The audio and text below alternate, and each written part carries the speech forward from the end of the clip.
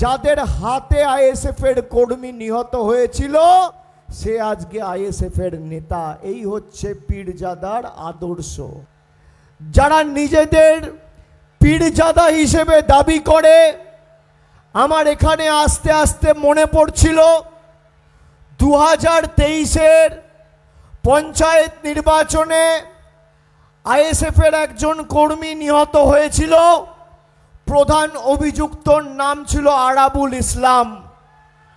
আজকে সেই আদর্শ জলাঞ্জলি দিয়ে তথাকথিত পীরজাদা আরাবুল ইসলামকে ক্যানিং পূর্বের প্রার্থী করেছে। এই হচ্ছে আইএসএফ এর আসল চেহারা।